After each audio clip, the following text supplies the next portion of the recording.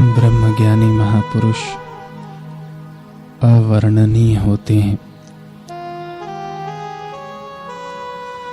फिर भी भक्तों को उनके जैसा बनने के लिए प्रेरित करने हेतु शास्त्र उनके लक्षणों का वर्णन करते हुए कहते हैं, आत्मवत् पश्येत सर्वभूतेषु। आत्मानुभवी सत्पुरुष संपूर्ण प्राणियों को अपने आत्मा के समान देखते हैं। वसुधैव कुटुंबकम। संपूर्ण धरती अपना ही कुटुंब है, ऐसी उनकी अनुभूति होती है।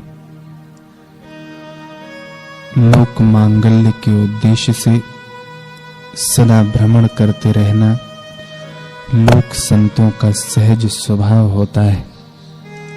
इसलिए शास्त्रों में उन्हें संसारी प्राणियों का उद्धार करने वाले जंगम तीर्थ कहा गया है। उनकी महिमा इतनी अलौकिक है कि उनकी दृष्टि किसी चिता अर्थात जलते हुए मुर्दे के धुएं पर पड़ती है तो उस मृतक व्यक्ति की भी दुर्गति टल जाती है।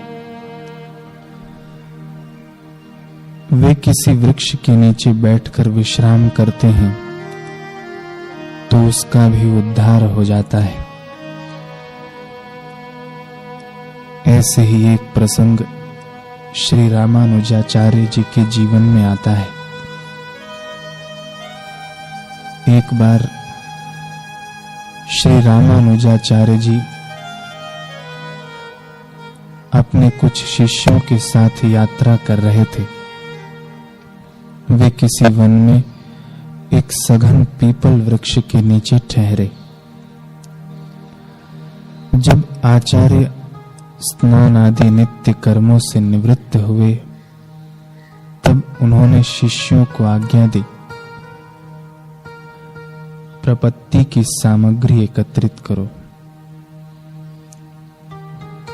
जब कोई जिज्ञासु गुरु के शरणापन्न होता है, उनका शिष्यत्व स्वीकार करना चाहता है तो उसे प्रपत्ति कहते हैं।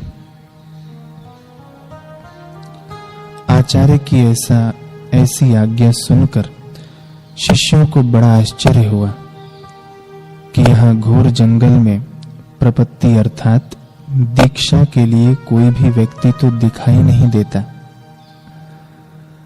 आचार्य भगवान किसे दीक्षा देंगे, किसका संस्कार कराएंगे? किंतु गुरु की आज्ञा सर्वोपरि है, उसके पालन में तर्क वितर्क नच नहीं करनी चाहिए।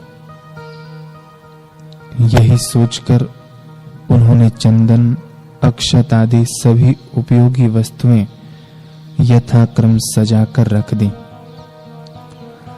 आचार्य ने उस पीपल के वृक्ष को ही विधिवत दीक्षा दी, उसे तिलक मुद्रा लगाई, मंत्र दिया। दीक्षा समाप्त होते ही सबने बड़े आश्चर्य के साथ देखा कि पीपल के पत्ते मुरझाने लगे।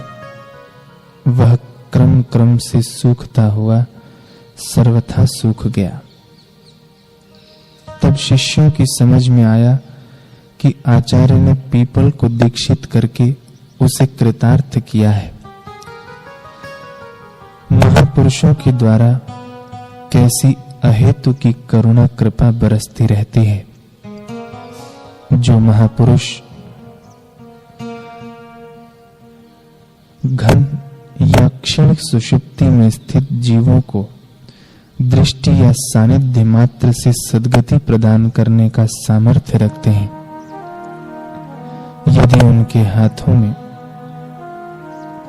मनुष्य निखालिस भाव से अपनी जीवन डोर सौंप दे तो उसके परम उद्धार में क्या संशय है।